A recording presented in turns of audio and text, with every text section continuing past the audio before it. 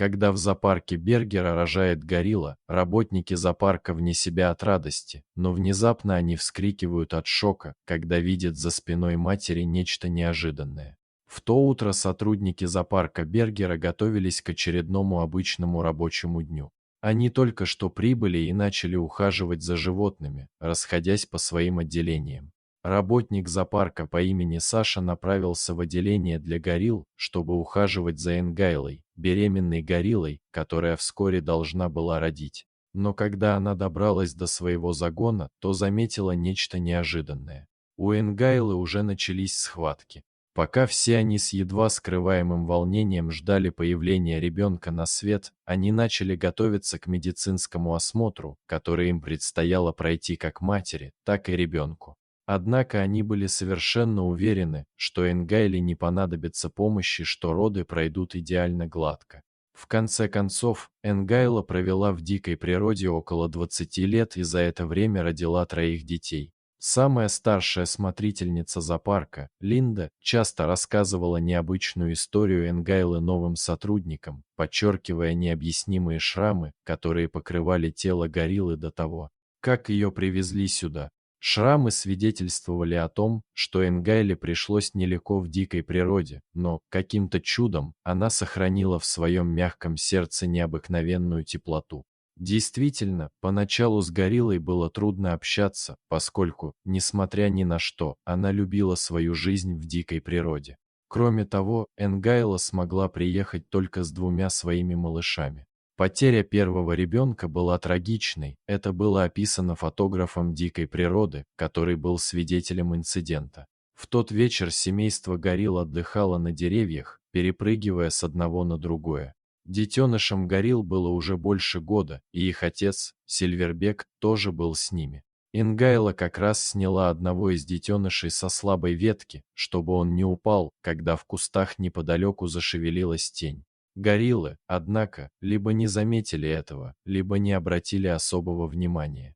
Если бы они это сделали, то, возможно, узнали бы пятна и поняли, что это один из их главных естественных врагов – леопард. Один из детенышей подплыл поближе к кусту, спрыгнув с дерева, и именно в этот момент леопард набросился на него. Любой, кто знаком с леопардами, знает, что они умеют подстерегать добычу, пока та не приблизится к ним вплотную, и могут безжалостно растерзать любое несчастное животное. Леопард вонзил когти и зубы в крошечную гориллу, поднял ее на руки и убежал. К тому времени, когда взрослые гориллы заметили это, было уже слишком поздно. Они попытались броситься за леопардом, чтобы спасти своего детеныша, но он был слишком быстр, чтобы они могли его догнать. Итак, маленькая горилла исчезла навсегда. Энгайла долго оплакивала потерю этого детеныша, как и другие ее дети. Итак, когда Энгайла появилась на свет, она на некоторое время замкнулась в себе, отчасти из-за этого инцидента, а также потому, что чувствовала себя странно в новой обстановке. Как и людям, гориллам требуется некоторое время, чтобы адаптироваться к новым условиям, особенно к тем, которые кажутся более строгими, чем они привыкли. Горилла поначалу не желала заводить новые отношения, вероятно, потому, что все еще переживала потерю своего детеныша.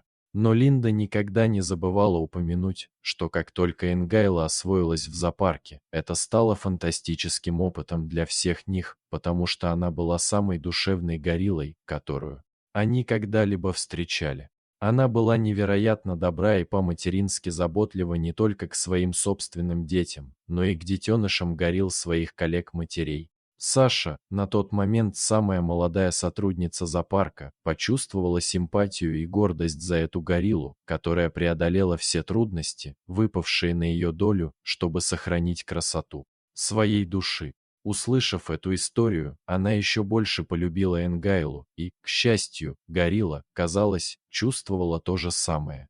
Итак, Саша была очень взволнована, когда обнаружила, что горилла снова беременна. В тот день поведение Энгайлы было странным. Саша зашла в вольер с гориллами, чтобы проверить, как там ее обычно жизнерадостная подруга, но Энгайла отвернулась от нее, отказываясь здороваться или даже замечать ее. Саша был ошеломлен такой реакцией, но просто поинтересовался, не возникли ли у Энгайлы какие-то личные проблемы. Сотрудники зоопарка обычно брали анализ мочи у самок горилл каждое утро. Это делалось для того, чтобы проследить за их циклами, определить, у кого была овуляция, и провести другие важные тесты. Неудивительно, что у самок горилл такие же циклы, как и у людей. Однако это не входило в обязанности Саши, и обычно она делала это перед началом рабочего дня. Итак, Саша пошла к Линде, которая отвечает за эти анализы, и спросила ее, не проявляла ли Энгайла какого-либо странного поведения в то утро во время анализа мочи. Именно тогда ее коллега сообщил новость. Энгайла была беременна. Саша, те, кто сначала был обеспокоен поведением Энгайлы, теперь были вне себя от радости из-за такого поворота событий. Беременность – это всегда хорошая новость в зоопарках, потому что это означает, что животные процветают в своих местах обитания. А когда речь заходит о видах, находящихся под угрозой исчезновения, ажиотаж удваивается. Саша и Линда прыгали от радости, и новость распространилась по зоопарку со скоростью лесного пожара, о чем работники зоопарка рассказали своим друзьям и подписчикам в социальных сетях. Это была беременность Вика горилл, и всем было интересно. Они и не подозревали, что дальше будет еще интереснее. Гориллы очень похожи на людей, и это также проявляется в период их вынашивания. Беременные самки горилл иногда проявляют нетипичное поведение и странные предпочтения в еде.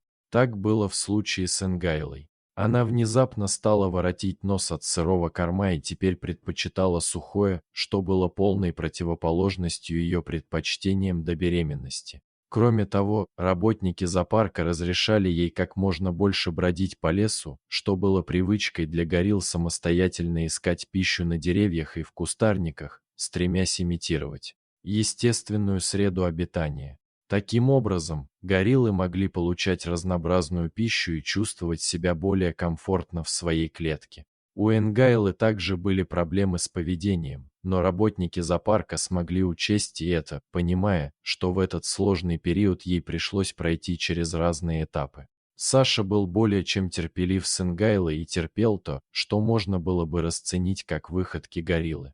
Это продолжалось около 8 месяцев, поскольку период беременности у горилл длится около 8,5 месяцев. Через несколько месяцев после подтверждения беременности Энгайлы было проведено ультразвуковое исследование, чтобы определить состояние будущего ребенка. По результатам теста ветеринары определили, что Энгайла собирается родить крупного детеныша гориллы, и волнение в воздухе становилось все сильнее. Вот почему работники зоопарка не беспокоились, когда Энгайла становилась все больше и больше, хотя у многих беременных горилл не наблюдается заметного увеличения размеров из-за их без того огромного тела.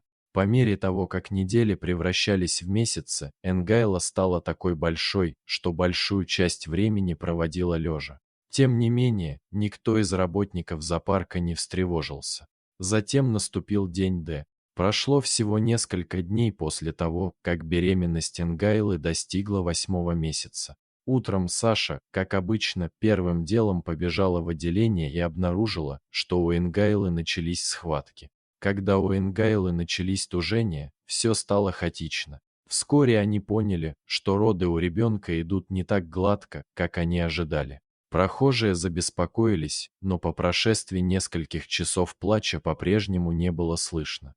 Ветеринары начали подумывать о том, чтобы помочь, но в конце концов решили как можно дольше позволить природе идти своим чередом.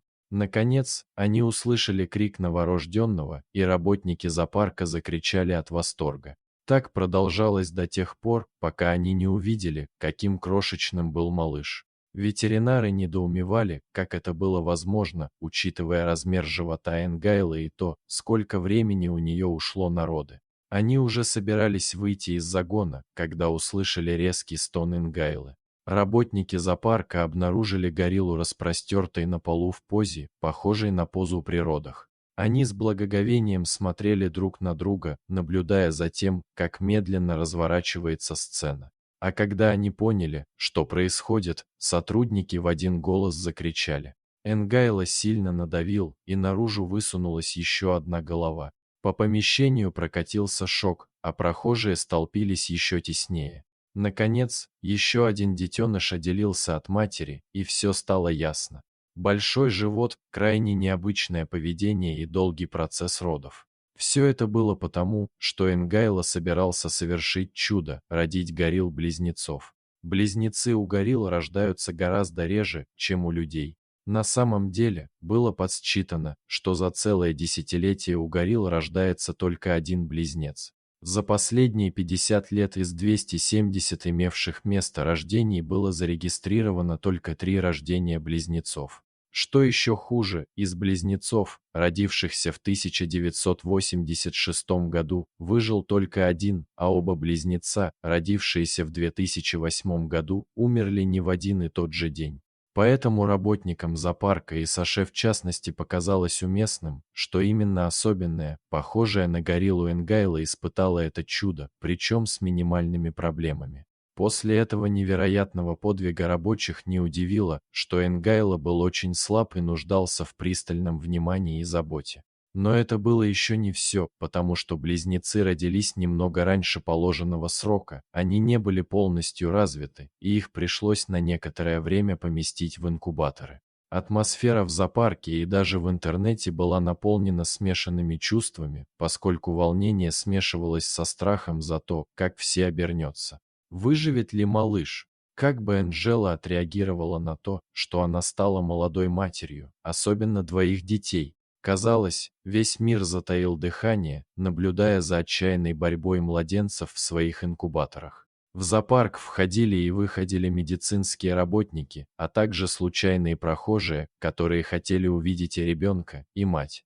Ветеринары также ухаживали за Анжелой, оказывая ей безраздельную заботу и внимание, чтобы она пережила критическую стадию, в которую попала. Долгие и сложные роды сильно сказались на ней, и ее организм изо всех сил пытался восстановиться. Люди со всего интернета жертвовали деньги, чтобы не жалеть средств на уход за семьей горилл. Сотрудникам зоопарка пришлось делегировать некоторых членов семьи, чтобы сообщить преданным интернет-подписчикам о состоянии матери и ее детенышей. Никогда еще мир не проявлял столько заботы ни об одной горилле. Это было настоящее волшебство. Со временем волнение росло все сильнее, пока, наконец, работники зоопарка не сообщили эту новость. И мать, и ее близнецы были вне опасной зоны. Энгайло выживет, и ее дети тоже. Атмосфера была наполнена радостью, но оставался один вопрос. Как будут выглядеть их отношения? Сможет ли Энгайло заботиться об обоих малышах? В тот день, когда Энгайло наконец-то должна была родить своих малышей, зоопарк был настолько переполнен, что им пришлось нанять охрану, чтобы держать людей подальше от животных. Люди наблюдали, как работники зоопарка осторожно передавали малышей Энгайле. Казалось, что все затаили дыхание. Они боялись, что она может отказаться от них после стольких лет разлуки. Но Энгайло удивил их. Будучи прирожденной воспитательницей, которая не только сама заботилась о троих детях, но и помогала другим гориллам-матерям обеспечивать безопасность их детей, Энгайло смогла хорошо справиться с этой новой обязанностью. Она взяла обоих младенцев на руки и посмотрела на них с такой нежностью и любовью, что ни у кого не возникло сомнений в том, что они в надежных руках. По зоопарку прокатились вздохи облегчения, когда люди обняли друг друга за эту коллективную победу не только зоопарка или мира горилл, но и человечества в целом. Во всей этой суматохе. Вам, возможно, интересно, куда подевался отец близнецов. Что ж, отцы-гориллы активно участвуют в жизни семьи. Обычно они играют со своими детьми и защищают всю группу от хищников. Однако в течение года или двух после рождения детей они обычно не имеют с ними ничего общего. Так, Бави, 23-летний защитник Сильвербека, отец близнецов, некоторое время не общался с ними. Тем не менее, Энгайло и любящие работники зоопарка были более чем подходящей компанией для этих малышей. Какие счастливые гориллы! Кроме того, в течение нескольких дней после этого трогательного события люди съезжались отовсюду, заполняя зоопарк, чтобы увидеть гориллу, которая, несмотря ни на что, родила близнецов. Работники зоопарка приветствовали. Это редкое проявление доброты со стороны людей и их способность испытывать благоговейный трепет перед такими маленькими волшебными моментами, как этот. Были приняты меры для обеспечения порядка среди посетителей. Тем не менее, люди делали бесчисленное количество фотографий с семейством горилл, и, в конце концов, гала-концерт стал популярным хэштегом для полезных мероприятий. Так что, даже по прошествии лет и по мере того, как детеныши горилл росли, они оставались особенными в сердцах тех, кто следил за их историей. Энгайла стала героем и символом стойкости и чудес среди любителей животных. Фотография, на которой она сидит на ветке дерева с близнецами на руках, стала настолько популярной, что люди предложили соорудить из нее памятник. Был открыт фонд Гофундми, и хотя статуя так и не была построена, самого факта, что это пришло в голову некоторым людям, было достаточно, чтобы показать, какое большое влияние оказала история Энгайлы на население. Какая прекрасная сказка! Что вы узнали из рассказа Энгайлы? Знаете ли вы, что у некоторых животных могут быть близнецы, как у людей? Поделитесь с нами своими мыслями в комментариях. Спасибо за просмотр и до встречи в следующем видео. Пока!